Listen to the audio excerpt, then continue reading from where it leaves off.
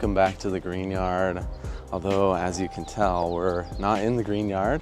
We're doing another one of our green yard tours. This time we're in San Diego and we're at a really amazing community garden, New Roots Community Garden here in City Heights.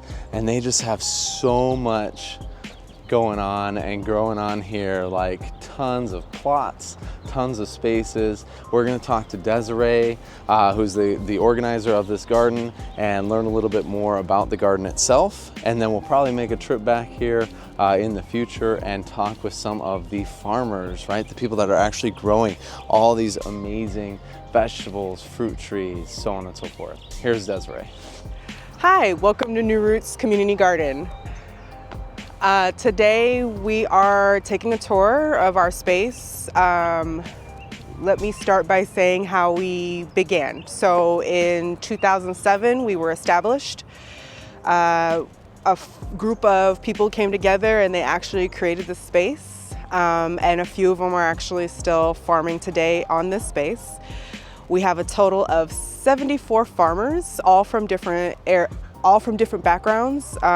We have East African farmers, South American farmers, Central American farmers. We have Asian farmers from Cambodia. We have some from Burma.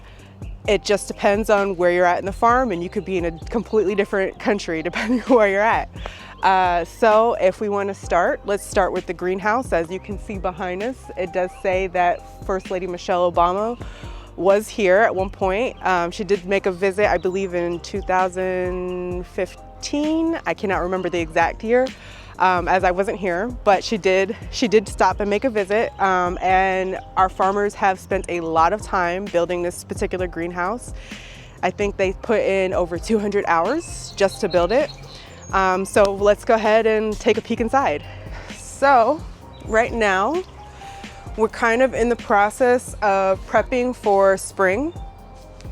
We have a lot of different seedlings that we're getting started. I have a few things that need to be repotted currently, but we're in the process of doing that with our farmers. But I tried to get things that were mostly something that they were going to use, and also things that people are also more familiar with when it comes to gardening as well. A lot of these plants that are currently in here are going to be used as a donation-based sale to help raise some funds for our farm. So as I mentioned, we have quite a few things. Some of our farmers even use the greenhouse themselves. They grow peppers, some of them grow a lot of different varieties of basils and mints and things like that. One of our East African farmers, she just put down her seeds over here. I don't know what she's growing. It'll be a surprise, but I'm going to be excited when they do pop. But yeah, we have a lot going on, and more to come to the greenhouse. This is probably the first time it's actually been used really well in the last few years. So I'm trying to get our farmers to start participating and using the greenhouse. They invested a lot of time in making it, so they should be utilizing it.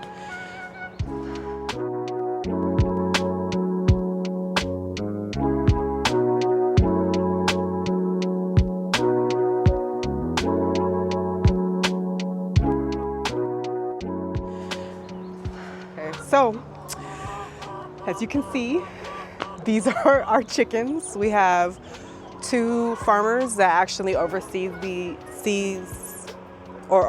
both of these coops rather. We have one farmer, he actually lives right across the street from us, but he's at work, so I wish we could have gotten him, but unfortunately he's at work right now. So his chickens are these ones in the back. They are, I think, 17 each in each coop, all female. And I believe one coop each has a rooster.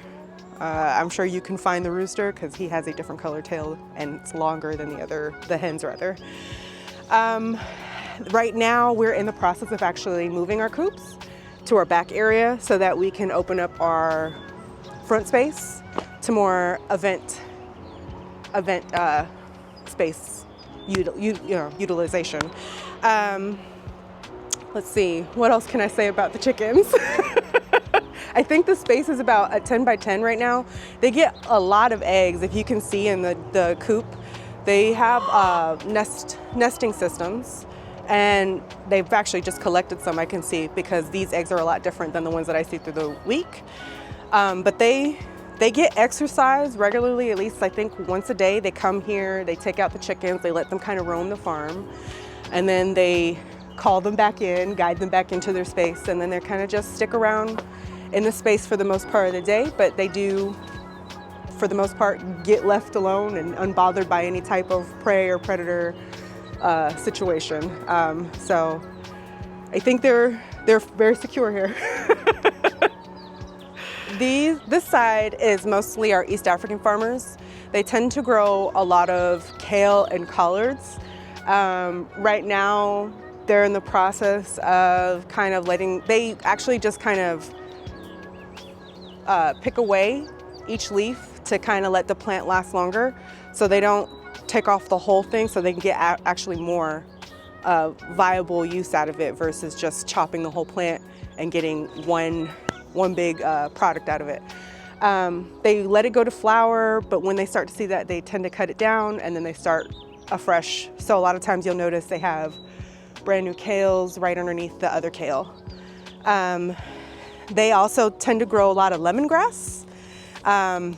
This isn't an East African necessarily something that they would use in East Africa, but because our co-collaboration of cultures here, our Cambodian farmers have introduced our East African farmers to the lemongrass, and they tend to know the medicinal use of the lemongrass as far as like easing any like stomach pains or urinary problems, things like that. We have another one of our farmers. She's currently using our children's plot right now, but we plan to move her in a different space. Her and her husband is actually from Kenya. They grow avocados, amaranth, kale, beets, radishes, and they come out here quite frequently and they tell me how delicious it is, and I'm jealous every time. Right now, we are in the process of restarting our compost area. We just kind of reopened it. Right now we have 3 in-ground vermicomposters. We just started them. Our plan is to have a capacity of about 1,600 gallons of food waste to be processed here. We are actually in talks with another organization called Sea Camp San Diego. They host camps for kids for marine sciences, and they do a lot of fun, cool activities like boogie boarding, kayaking, things like that. But anyways, we're in the process of talking with them because they have byproduct that come from those camps of organic waste. So for them to offset some of their waste, we'll say, they actually offered it, or they actually wanted to know if they could drop it off here. And we're right now in talks to see how much they want to drop off, what's the frequency and things like that. But once we start to get that figured out, our compost area will definitely be utilized a lot more in this space. As I was mentioning earlier to you in our conversation, we have in-ground composters that are vermicomposting composters. And then we also have 3 above-ground hot composting systems. These hot composting systems will be essentially maintained by our farmers because that's part of the work that we do here at the farm. And our in-ground composters are just kind of like set it and forget it, because you just kind of put food waste in and the worms kind of do the rest of the work for us.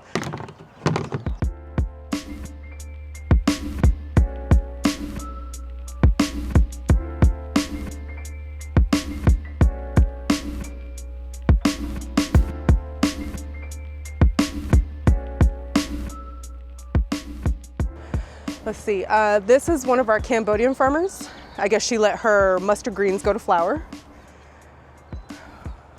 But usually Our Cambodian farmers tend to do more micro farming, where they pick their plants at a smaller stage and they actually sell at their temple. So what they'll do is they come here every day, they gather what they're gonna pick for the week, and then on the weekends they go to temple and they sell. They mostly grow amaranth, mustard greens, and chayote, especially in the summer. If you can see these vines on the makeshift fence back here, that's actually chayote leaves. And what they do is they take those off from the growing tips, the grow points, and they collect them and they eat them and they just saute them, and they're supposed to taste similar to like a cross between broccoli and spinach. I have yet to try it. I'm waiting to see. Whenever I usually get offered things, mostly every time I come here. But of course, right now it's kind of like rainy and damp, so we don't have a lot of too much going on. This is one of our Karen farmers. Her and her husband come in, and they do a lot of mint farming. They also like to grow a specific type of amaranth as well, but also an eggplant. If you can see back here on this purple flowered plant right here, they actually have like these little tiny eggplants that they like to eat, and they're bitter, but they like it. That's the taste that they're going for. It's like a bitter taste. And I tried one. It's not my thing, but I could see how the health benefit that could come from it. Okay, who do we have? And we also have a lot of avocado trees, a lot of banana plants here. I don't know the specific variety of banana plants, but they sprout up like like weeds because it's banana plants. They have like a rhizome that tends to, like sugarcane, tends to be invasive in a way. A lot of our farmers grow sugarcane. Our farm here in San Diego is actually known for sugarcane. A lot of people will travel as far as from San Francisco, driving all the way down here just to pick up sugarcane. Our last person that did that, he drove from San Francisco for a wedding to pick up sugarcane to bring it back for a wedding event. Unfortunately, right before he came, our farmer that was gonna give that to sugarcane to him, somebody broke in, stole the sugarcane, unfortunately, because like I said, we are known for sugarcane. But our East African farmers came together, they pulled the sugarcane that they had together, and they were able to supply him with more than enough of what he needed before he left for his trip back to San Francisco. But it's great to see that they can kind of come together and do those sort of things, especially when our farmers are in need of help when unfortunate things happen to their plots. A lot of our farmers on this side are East African farmers, specifically more on the left side of us. A mixture of East African, Cambodian, and Latino farmers on our right side. Like I mentioned, a lot of Cambodian farmers like to do micro farming, so you won't see as big of crops within their planting system as opposed to what you would see in the Latino farmers or the East African farmers that we have here. See if we can find a good, oh, there it goes, a flower.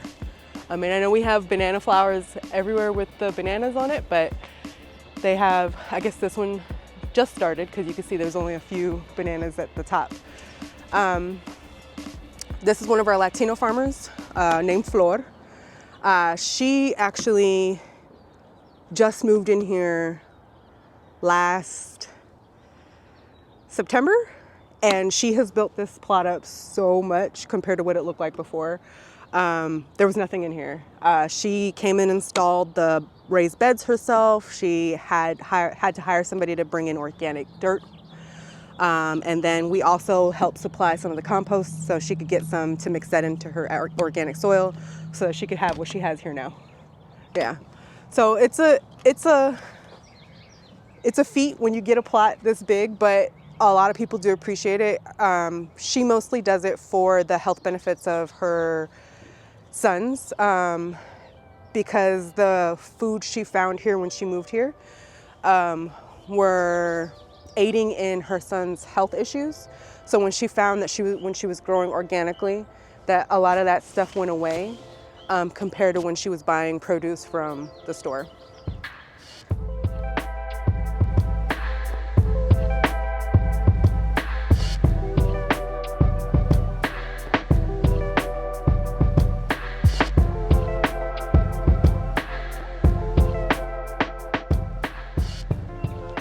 This is one of our farmers from Burma. She doesn't come often, but when she does, she tries to grow things that are away from this plant right here, because it's an eggplant, as I mentioned at the other side, because the eggplant, I guess, inhibits the growth from her other plants. So she has to plant further out from the tree. Let's see. We also have farmers who like to do a lot of Swiss chard in their plots, and cilantro is huge here. Like, they love cilantro. East African farmers, Latino farmers, they tend to grow a lot of it, and I tend to go home with it by the handfuls.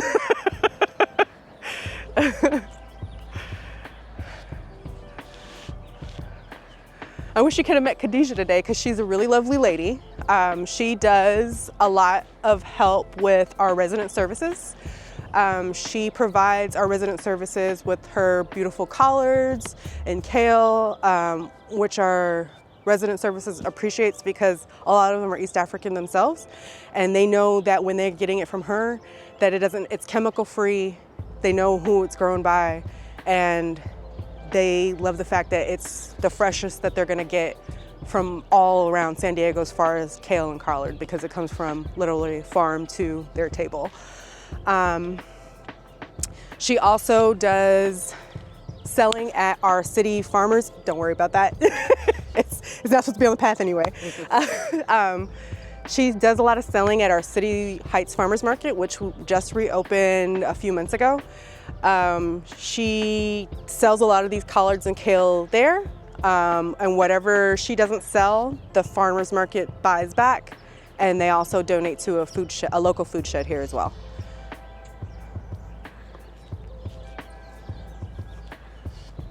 Some of our farmers like to enjoy our dragon fruit species. We have another one in the back over here, and also prickly pear, because a lot of the Latino farmers like to eat nopales, which is very popular. We are in San Diego, so you're gonna get them in every taco you can find here. And then, the sugar cane took a beating from the rain the last couple weeks. I'm so sorry. Let's see what else I can say. We have a lot of farmers who have fruit trees. I believe this is Matrita's plot. She's a farmer specifically from Uganda. She also sells kale and collards, but she sells at a different farmer's market in Linda Vista. So I believe her farmer's market is on Sunday, and the City Heights farmer's market is on Saturday. She has an apple tree. As you can see, it's flowering. And there's Khadijah. Hi, Khadijah. So we might be able to get one farm. Okay. Okay. So this is her plot. Like I mentioned, she sells her produce at one of our San Diego farmers markets in Linda Vista. Fatuma, this is a plot that her husband and her share. She also has another plot as well. She also is an East African farmer. She sells her produce specifically to restaurants. Our local City Heights restaurants, such as Farida's and I believe Flavors of East Africa, which is actually located in North Park, but adjacent City Heights, because it's only right down the street. Thank you for taking a tour with us at New Roots Community Farm. Hopefully next time we're able to have you do some interviews with our farmers, see our space when it's got a lot more cash or crops in here for you to see. I know it was a lot to see this time around, but we definitely will have more to see as the season of the summer comes to us, okay? Hopefully we'll see each other soon. If you're interested in having a plot, feel free to contact me. My information will be, I guess, located in this video somewhere. But we do have a wait list going if you are interested in attaining a plot at any point in time.